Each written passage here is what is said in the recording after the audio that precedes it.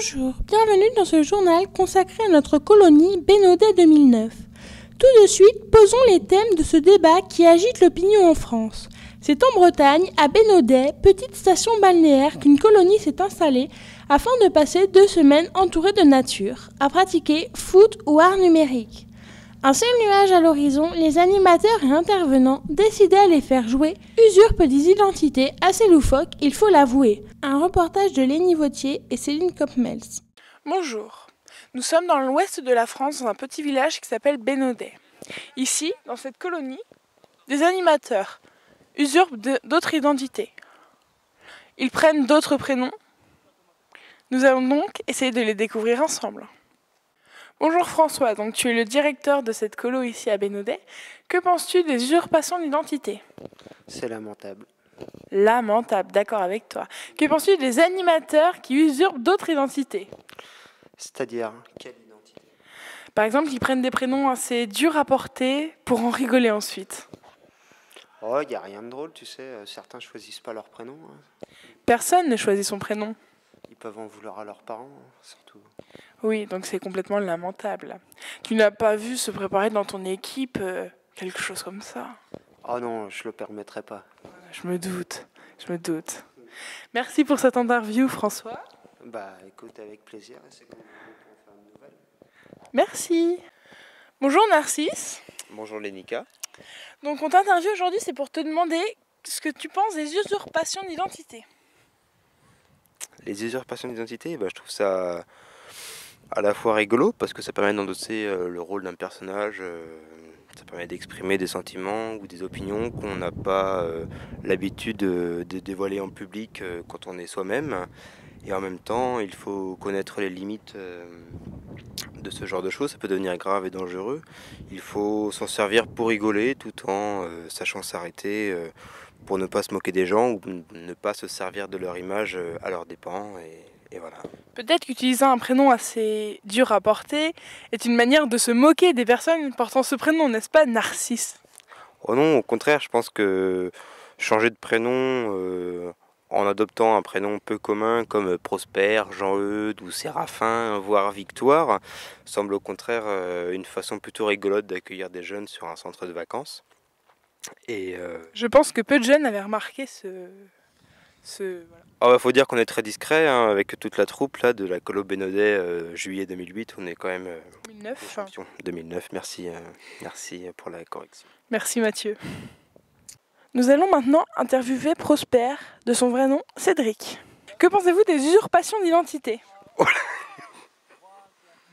Des usurpations d'identité. Pourquoi il y a des gens sur cette colo qui usurpent les identités des autres ? Faut croire. Ah bon ? Je ne suis pas au courant de cela. Que se passe-t-il ? Qu'en pensez-vous ? Se faire passer pour quelqu'un d'autre, c'est mal. Sans forcément se faire passer pour quelqu'un d'autre, juste utiliser son prénom. Utiliser le prénom de quelqu'un d'autre ? Par exemple, Prosper quand on s'appelle Cédric. Ah, mais c'est pas de l'usurpation d'identité, c'était pour voir un petit peu comment vous réagissez et puis il veut se moquer un petit peu de vous. Merci coach. Ici on voit la porte de Jean-Eudes.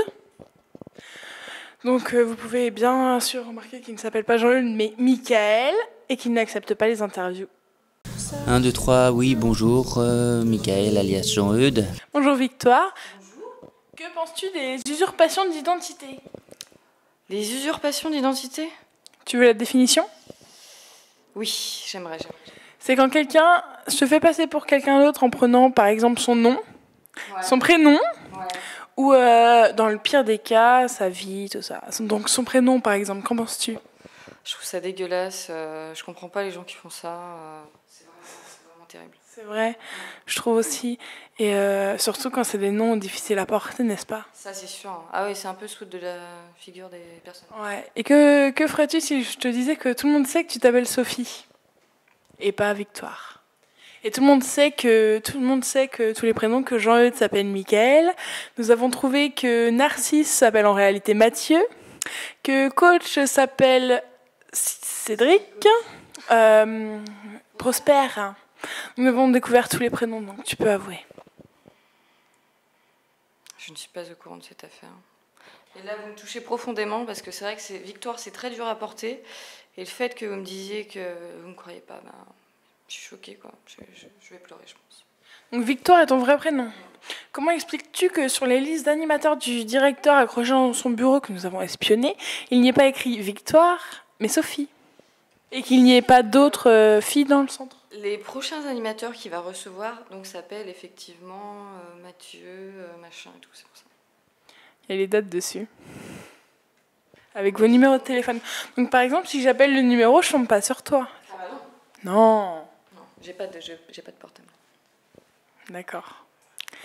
C'est tout pour le moment. Nous réussirons à avoir cette personne.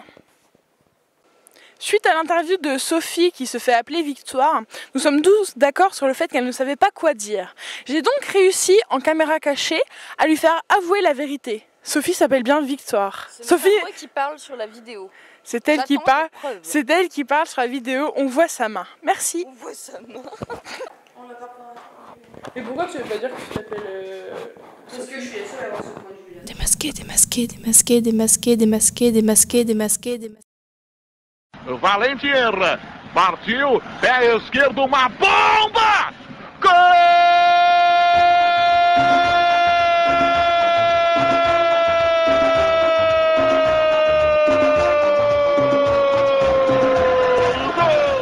Clac, bonus première. Ça tourne. Donc je tiens à signaler également que les jeunes de la session 2009 de la Colo Bénodet sont particulièrement habiles pour nous faire déjouer notre rôle d'usurpateur d'identité justement et en fait on n'a pas été si bon que ça, voire même très mauvais. Voilà. Merci beaucoup, au revoir. 06 Sans transition, sport. Nos reporters, Marvin et Lenny, reviennent de Carnac où ils ont assisté au match de foot Rennes-Brest. La rencontre s'achève par la victoire de Rennes sur le score de 3-2. En exclusivité, les images et les interviews du match. Attention, la canicule est très très importante ce soir. Oui, bonsoir, bienvenue ici à Carnac pour le match amical entre le Stade Brestois et le Stade Rennais. À mes côtés, l'entraîneur du Stade Brestois, Monsieur Dupont, et Monsieur Antonetti pour le Stade de Rennes. Avant de présenter le pourquoi et le comment de notre visite, je vais passer la parole au coach. Alors Monsieur Dupont, pas trop tendu pour ce petit match amical?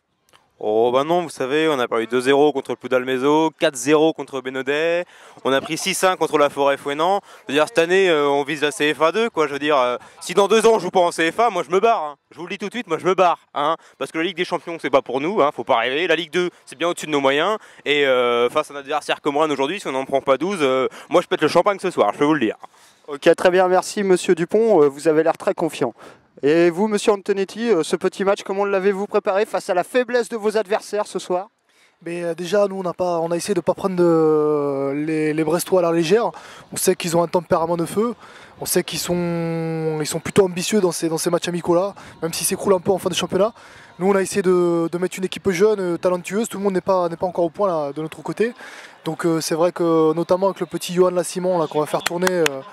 on va faire tourner devant, qui va essayer de tester de nouveaux principes. On va voir, on va essayer de mettre... c'est vrai qu'on a bien travaillé athlétiquement ce matin notamment et on va voir ce que ça va donner, on verra bien. Ok, très bien. Est-ce que ce soir vous nous réservez une petite surprise dans la composition des équipes?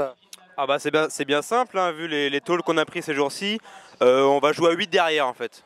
Je fais un 8-1-1 avec 8 défenseurs, un milieu défensif et un milieu offensif. On met pas d'attaquants, ça sert à rien, ils savent pas tirer. Donc Ok, très bien, merci Monsieur Dupont. Beaucoup de prise de risque ce soir dans votre système de jeu, très intéressant.